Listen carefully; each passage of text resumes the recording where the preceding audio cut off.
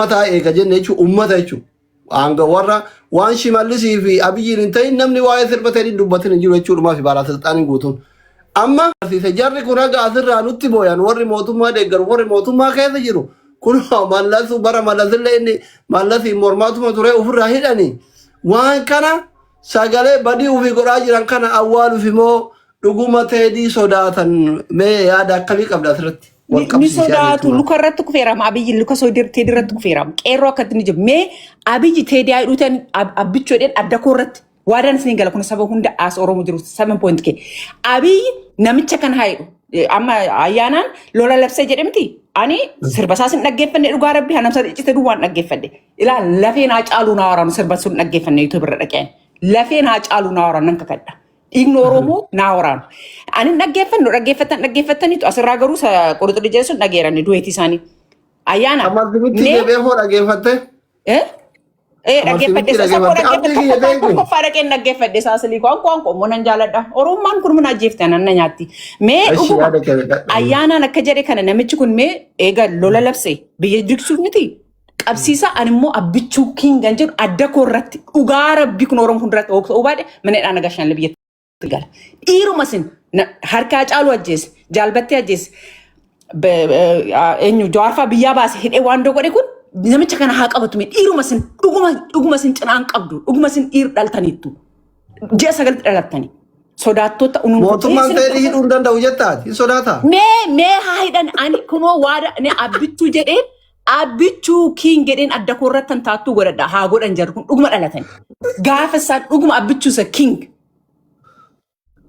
gaafas adda kootan dha eega akkas jedhe eega lola labseera jette miti ayyaana nutti agarsiisu qaamarre han haa caaluu ajjeese awwaal han jaalbattee akkas godhe hani ani eenyu waggaa meeqadha hani eenyu maqaan isaa Taayyee Danda'aa hidhe hani goota oromoo hundaa biyyaa mancaasee oromoo taphachaa jiru kun eega dhiira ta'e biyya bushaa jira miti lola nurratti labse miti biyya sun irratti biyya diigaa jira miti godhaa qaamarre isin dhiiruma isin goota keenya jirra let's go baby let's do this king abbichuu king let's do this I'm asking for that. Na ani baay'ee emotional into ask tasgabbaya sa'uun qaba dhifa manaa godhaa baay'ee waan an aruufani kana ofuma keessan fiddan maaliifin jawaa waan barreesse sun waa'ee oromoo irratti ko ijoorree hattuu kan irratti fiddan kana kanuma dhaabuuf akkas gootan malee waan sirballee walii galtaniiti even mircaa booda Dr. Asili lumutiin dhufaa jira yaa jaalattanii achuma deemaa jirra maaltu nu jarjarsu lumutiin dhufaa argitu miti amma bakka kan alaabaan jijjiirama mircaa booda Asli alaabaan jijjiirama that's where we going qaxxaamuraatiin qaba qabsooni warra shawaa qofa laallatti nuti warra shawaa jette bakka tana mee ibsa godhi maaltu warra shawaa taatimu what jenne lakki haasawa keessatti yoon dhageeffatin hin beeku duratti moo uleedhaan yaa warra shawaa uleedhaan beekamu uleedhaan jara garafna ani waa'ee akka kee gandummaan qabu dhibee warra akkasii kaanserii qabdan lakki ansuman gaafadhe siin gaafadhe isa duwwaa dhageesse anan jedhe kana keessa isa duwwaa dhageesse ani siif deemuuf mitaan dhufenne shawaa uleedhaan garafna warri shawaa uleedhaan garafna warri shawaa uleedhaan nama diina garafna ati yaada keetii irratti deembireetu tiyya yaaduma keessa kanaafuu የመሬቱ ያለ የእንትኑ ተጣጣ ጅራን ናሞታ ኑቲ ወጋ ቶርባን ቤግናስ ገዲ የምጣዱ ያለ የንቀቡ ተንጣጣ ነው የመሬቱ ያለ የምጣዱ ያለ የመሬቱ ተንጣጣ ወያኔ ኑት ተንጠለጠል ሰናቶ አጋጥሞሻል ተንጠልጥሎብን ነበር አጋጥሞሽ ነበር ነገር እኔ አንጠልጣይ ነኝ እንጂ ተንጠልጣይ አይደለሁም እኔ ኦሮሞ ነኝ እኔ የሸዋ ኦሮሞ ነኝ ማንም አንጠለጥልብኝም እኔ ይሄው fakkeessitanii sinitti dhufee dhawwaan sodaan hin jiru dhugaa jiraachuudhaaf har'a kaatanii hennaa abiyyi jara hiisisee faannoon biyya eega maali jedhe wajjin dalagu homaa miti gaafa Jawaar immoo bakka ho'i dhaabate yookiin immoo oromoon nama biraa wajjin ijaarame rakkinadha gaafa inni dhaqee eertiraa dhaqee fidee oromoos zarafsisee waan dagodhu waa biraati kanaaf ammoo my whole point is point koo dhumarratti nan dubbachuu barbaadu eega namichi kun lola labsee eega biyya sodaachisee qabaatee hidha maaliif biyya bushaa jirtu malee namichi ajandaa nu ta'uun qabu Teedii Afroon homaa gochuu hin danda'u inni hin sirba hojiin isaa his artist entertain godha han barbaadu immoo sirba warra inni immoo warra isaatiif sirbaan jiru inni guraageedha iyyuu innaa calqabu he's not even amaara miti namichi bakka o'etti warra bulee nyaata isaa nama nyaachuu beekudha that's what he's doing I don't blame him haa ta'u immoo eega oromoodhaa hojjettanii afaan oromoo afaan federaalaa ta'uu isinitti waan hundusti meeyyuu nama tokko kan oromoodhaa tumsu maddii isaanii hin jiru natti maamee Daani'el Kibret jibba oromootiin nama maraate nama baratee biyyeessuun keessa jiru ani Birhaanuu Naggaanii intinite har'a Jawaarfaa Bobbaqalee Garbaaffaa አንቺ ተጋሩ ነሽ በቃ ተጋሩ Haayee Danda'anfaa maadree ነው biyya gootaati. ኢሉ ዱበዱ ኢሉ ከኛ ዱበዱ ተጋሩ አንቺ ተጋሩ እኮ ነሽ እናቅሻለን በደምብ ነው ተጋሩ እናት ቀሚስን ልበስ ቤቢ ልርጋ ዩ ፊሊንግ ኦኬ አማ ተጋሩ አይችልም እንደ ኦሮሞ አንተ ኦሮሞ ሆነ ባክ በይስ ተቀመጪ ገዴ ይረታ ይዱራ ቀሚስ አሁን በወንበር ዙሪያ የተወያየን ነው ገሌ በከዲዮ ከነ መረፋ በይፋ ደቀንሰማ ለመቃንሲ ከአብ ታንዛኒያ ጅርተራማ ታንዛኒያ ጅርተሪ አኒ ኦሮሞ ቢቻይዳ ወሊ ማሪያ ዳዋይራ ወልቀብዳን ቴንክ ዩ አስሊ ወኒንጂ ሀቃ ወሊ ዶይሱን ጋሪ ሚቲ ጫልቱን ዱጋ ዱበቹዳፍ ነማ አማራ ዱረ ዳበቴ ሚጪዮንቱን ኮፓይሲ ነምኒ ሁንዲኒ ቤኻ አሲ ኩኖ ዲፖርቲ ጎሲሱዳፍ ዋን እንጎዲን እንቀበን ሲገለ ሶ ነመከ ገቲ ኸፈለ ገቲ ከይሰኒ አረገርቴ ቁሻሻው ቪዲዮ ዲጀቻ ሴና ነመረ ደሙን ጋሪ ሚቲ ትግሬ ዮታቴ አባፌቴ ዮታቴ ሰባ ኢትዮጵያ ታቴቲ ወሊ መሪያቹ ምርገ ቀብና ይቹ ሶ አማ ኤኙ ጨራንኪ የሞከኝ ጨራንኪ ተጋሩ እቺ ኤሉ ገለቶማ ሁንዲ ከይሰኑ ሽንጋ ፊ ጫልቱን ዱጋም መነ ከይሰን ሃቡሉ namoota kaawwanis dhugaa waa'ee mana keessan ati warra mootummaa deeggarma warra mormu ani warra mootummaa mormu mootummaa mormu duwwaa osoo hin taane mootummaanuu hin jira jedheetiin inni ittiin amanuun akka mataa kiyyaatti Itoophiyaa keessa ekeratu bulchaa jira jedheetiin inni amana. Aramin ta'u yaada narrabsu tokkoffaa karaa sirba teediitti yoo kan deemnu ta'ee sirbi teedii akkamitti yeroo kana keessa bahuu danda'ee kan jedhu lammaffaa immoo sirbi teedii akkamitti akkana viraal ta'uu danda'e waan jedhu wal qabatudha. Tokkoffaa warra mootummaatu beeksisa labsii dabarsuuf ture sirba teedii kanaaf akka sabaaf sablammoonni Itoophiyaa hundi qophiidhaan eeganii jechuudha. Sirbi dhorkamee jira maxxanfamuu maali jedhaniitiin.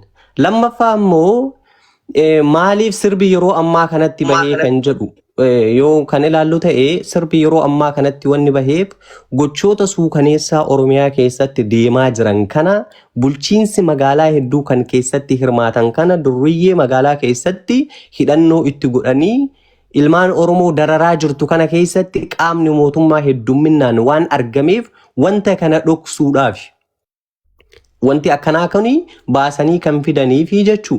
Lammaffaa immoo teediin biyya keessa taa'ee mootummaa inqiiqaa wanni jedhu soba mootummaadhaan walii galteedhaan mootummaan nama ekeraa qeeqa'uu hin ajjeese Haacaaluu Hundeessaa maaliif waa'ee miliikii dubbatta jedheetiin isa bira taa'ee nama lubbuun jiru isa qeequu dhiisii jechuudha. Teedii Afroo naashinaal gaardiidhaan eegama Finfinnee keessa taa'ee jechuudha.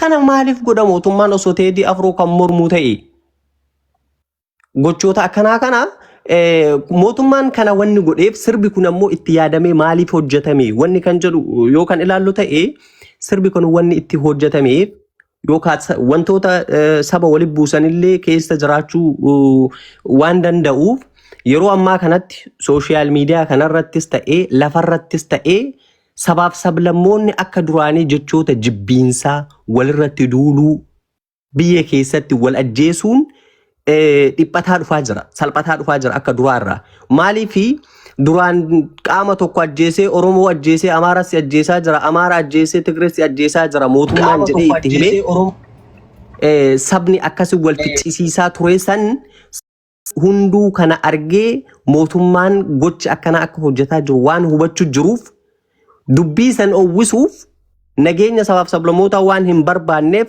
nama walitti buusuuf gocha kana dalagee jechuu mootummaan itti yaadee Teedii Afrootiin walii galee. Kanaammoo sirbi albumni guutuun akkamitti viidiyoon kabayaa ture guyyaa lama sadii keessatti albumni bahee gadhiifame. Mootummaan biyya kan bulchuu jiru bar waggaa 8.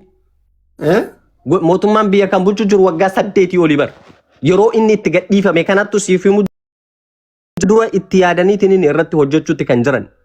Mootummaa amma dadda fi ajandaan kun irraa jijjiiramu gadhiisi yaa'ini sirba. Sababni akkasi jedheetiin hin amanaani. Maaliifi kan jettu yoo ta'e gochoonni ammaa kana mootummaa yeroo dheeraa gocha suukaneessaa hojjechuutti ture. Eenyuun hojjetamu ture qaama mootummaa wataaddaraa fi liyyuu hayliidhaan yookaan mootummaa poolisiilee naannoleetiin hojjetamu ture. Amma ammoo hoogganootuma gubbaatiin bulchiinsa magaalotaatiin wanda Amboo keessatti ta'e agartanii jirtanii garee keessatti namoota bulchiinsota Shimallis Abdiisaa warra Shimalloota Abdiisaa fa'a waliin turan gochoota suukaneessaa kana keessatti akka raawwatan argatanii jirtanii. Kanaafuu maqaballeessiin kuni akka gara mootummaa hin dhufne jechuuf ajandaa gara biraatti deebisuuf yeroon kan itti laallatanii gadi dhiisaniif keessattuu rakkoo namni keessatti qabu mootummaa federaalaa daran eenyu kan jedhamu yoo ta'e akka mataa kiyyaatti mootummaa naannoo Oromiyaati. Gochi suukaneessaan Oromiyaa keessatti hojjetamu jiru naannoo Somaalee keessatti hojjetamutti hin jiru naannoo Amaaraa keessatti hojjetamutti hin jiru. Poolisiin magaalarraa hidhattee dhayxee ganda wayii keessatti yeroo dhiyoo tana torbaan lama jechuudha. Hanga bulchiinsa ga'u jechuudha. Poolisni magaalarraa hidhattee baadiyyaa deemtee bulchiinsa ganda sanii jilbiiffachiistee waan inti moobaayila irraa qaban harkaa guurachuutti turanii jechuudha. Kana jechuun garee kana dhorkuu dadhabeeti mootummaan harka keessaa qaba. Gocha teedii mooqeeqee Oromoo akkana godhee abbaan fedhe waan fedhe jechuu danda'a. Garuu teediin afroo jechaan wanta mootummaa waggaa 8tti dalagu ture kana teedii afroo dhiisii minilik gocha minilik Oromoo irratti hojjete daran mootummaa kanatu irratti hojjechuu jira jedheetiin hin amanaa. Minilik harkaa farda muree. Jabaa keessan filattanii jirtanii obbo. Daqiiqa jaalan mootummaa sagaleetaa asuma fakkeessaa asiin kaardii Oromoo asiin illee argitutti asiillee kan mootummaa argitutti mootii nutti qabachuu artistoonni keenya dhaabbachuu qabaa jedhan dhuga jala deemnu kan dhugaan dhaabbata qabarraa caaluu hundeessaa fa'aa qabu falmataa ture ergite akkasiisan barbaanne malee warra nu shaboo dhuganni wallaan hin barbaanne jechuu barbaadeeti galatooma uummanni Oromoo qeerroo fi qarree sagalee keessanitti deebi'a waan tu'eenii balleessa kan nu fixaa jiru mootummaadha malee teedii miti teediin qawwee nu dhagaasee ajjeese hacaaluu teedii ajjeese warra akkanatti Amboon keessa hidhanii maafiyaan hiitee akkana garabtee shugguxii qabatee kun akkana boksiin tumkan Amaara nutumaa jira Oromoodhaa miti Oromoo nutumaa jira kan tumsiisaa jiru mootummaadha maa kijibamaa mootummaan maaloo iyya kun nu finfinne irraa deemi qaba sirba maal baaftaaf deemi achi kun nu finfinne keessa jira dhumaa keetuu waa fardu jalqaba finfinne keessa dhaqiiti gurra qabiyyoo barbaaddee humna qabaate achi dhaqii loliin sooshaal miidiyaa irratti biyyoota addunyaa kana Oromoo iyyisiisuuf sagalee Oromoo dhoksuuf afaan banta gaafa Oromoon du'ee Oromoon buqqa'ee jedhu warri faarsee bulaa gabbaa'ee akkana nu dubbatu hin jira. Tokkocha isaan arginee jechuun akkana sagaleen uummata du'u. Burqaa tara qaba mucaa fi buus. Bakka isin Amaara qubee xifatii afaan Amaara arginaan minilikki mateetanii albaati kun. Uummata akkana bira alba wala tiktookii kan. Mucaan Oromoodhaa bar jazbaawwan.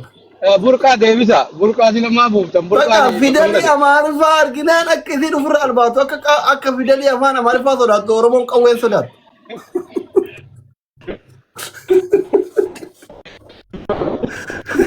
Gubanne wallaahi. Oromoon saba bal'aa. Dhagahi asli geeffadha. Oromoon saba guddaadha.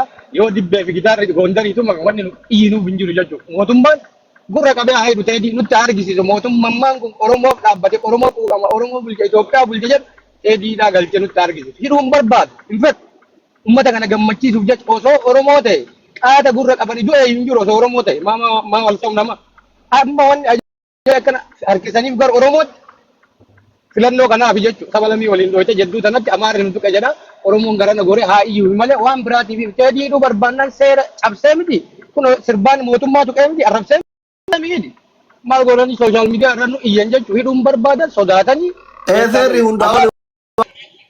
Hidhanii nutti argisiisan gaafa sanis isin wajjin dhaabanne bareeda gootanii isin hin jedhan amma immoo wanni nu iyyinuuf hin jiru asumaan gaafii ani gaafadhu warroota keessaa deebisan silaa deebii Oromoo rabbi malee namni hin deebisu maaliif dhara dalaynaa jechuu barbaade bakki teediin Oromoo jedhee carrabse yookiin mootummaa arrabse waan sadiif addaan baasaati akkasitti addaan baasaati warra Amaariif hin beekne hedduu jira kan kenna addaan babaasaa uummata Oromooti ibsa teediin nu jibbaa har'a nutti himtan teediin qarumaayyuu nu jibba Oromoo jibba hin jibba nullee hin jibbina sirba isaan dhageeffannu nullee nu jaalatu nullee hin jaalatu dhaganaa dhalatullee akkasumatti beekaa jechuudha. Wanni har'a teediin har'a nu jibba jedhanii haarawoon dhufuuf hin jiru teediin duraanuu Oromoo yoom jaalatee beeka sanuma jechuu barbaade galatoo. bara wayyaana Okay, illee nu jibbuma jibbaa bahe sirna wayyaana irra nu jibbe. Okay. asli I think jiraadha natti fakkaata garuu ani bayeen tureen yookiin as jirtu taanaan nan deebi'a deeqaa lama naalatu taanaan waa dubbadheen si gidduu dhaaba.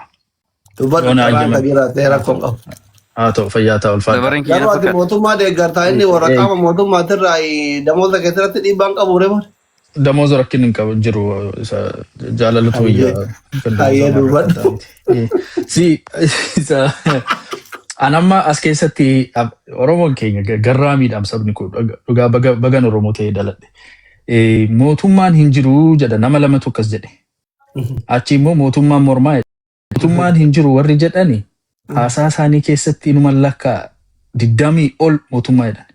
Mootummaan kana mootummaan sana mootummaan kana mootummaa hin jiru siin jedha. Akkoo ati qabsoo keessa jirta ofirratti qabsaa jirta. Afaan keetii waan jette irratti ofirratti deebitee kan qabsooftu nama baay'ee garaa nama raasa nama gaddisiisa. It's okay. Mootummaan waan jiruufidha. Kun hundumtuu kan ta'aa jiru. Otoo mootummaan hin jiraanne barcuma sanaatis utaaltee irra taa'uu barbaadda. Warri Teedii Afroo jala dhaqanii harkadhaanis kanuma barbaadu. Hundumtuu qircaa sana galuudhaaf kunoo warri wal bukkee ta'anii beekne iyyuu wal bukkee ta'anii dhufanii quphananii yuutuubii irratti mootummaa raasna jedhanii Lidatii fi Jawaarii fi maayini maqaansaa namicha Zammanee fi Abboo Sibaatii fi TPLF fi waan akiraa walitti hin dhufne iyyuu walitti kuufamee taa'ee mootummaa makana nurraa mootummaan ni jira qofaa otoo hin ta'in lola ciccimaa keessa darbee raafamuu didee waan lafa jiruuf dhugaa jirtu fudhachuutu nurra deeggaruu baanne rakkina kee akka rakkinaatti waamtu taanaan otoo ati kaansarii qabdu mata bowwuutu na qabate